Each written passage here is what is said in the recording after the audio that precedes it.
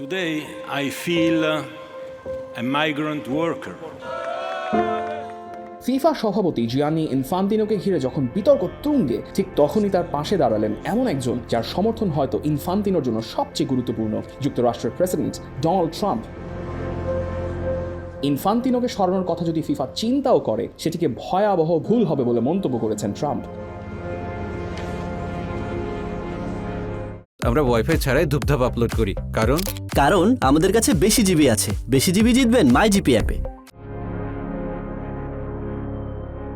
সোমবার নিজের সামাজিক যোগাযোগ মাধ্যম ট্রুথ সোশ্যালে দেওয়া এক পোস্টে ফিফা সভাপতির ভূয়সী প্রশংসা করেন তিনি।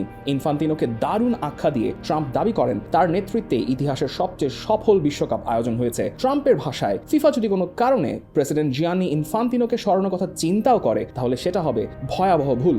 শুধু তাই নয়, ইনফান্তিনোকে সরিয়ে দিলে ভবিষ্যতের বিশ্বকাপ আর এতটা সফল কিংবা লাভজনক হবে না বলেও দাবি করেছেন তিনি। কিন্তু প্রশ্ন হলো, হঠাৎ কেন ইনফান্তিনোর পাশে দাঁড়ালেন ট্রাম্প?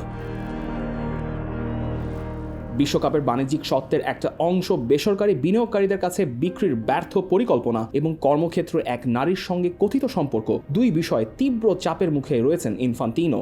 তবে এসব অভিযোগে কোনো অনিয়মের কথা অস্বীকার করেছেন তিনি।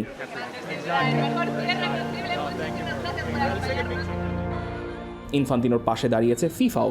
সংস্থাটির দাবি, পরিকল্পিত বাণিজ্যিক উদ্যোগকে কেন্দ্র করে ফিফা ও এর সভাপতিকে দুর্বল করার জন্য চলছে সমন্বিত ও চলমান প্রচেষ্টা।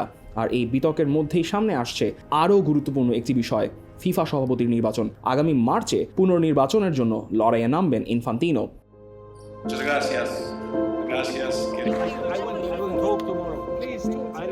তবে ফুটবল বিশ্বে সবাই যে ইনফান্তিনোর পাশে তা নয়। যুক্তরাষ্ট্রের ফুটবল কর্তৃপক্ষ এরই মধ্যে তার নেতৃত্ব নিয়ে সমালোচনা করেছে। একই অবস্থান নিয়েছে কানাডা এবং মধ্য আমেরিকা ও ক্যারিবীয় অঞ্চলের কয়েকটি ফুটবল সংস্থাও। অন্যদিকে ইনফান্তিনোর পক্ষে রয়েছে আফ্রিকান ফুটবল কনফেডারেশন ক্যাফ এবং দক্ষিণ আমেরিকার নিয়ন্ত্রক সংস্থা কনমেবল। নির্বাচনের আগেই ফুটবল বিশ্বে তৈরি হচ্ছে স্পষ্ট এক বিভাজন।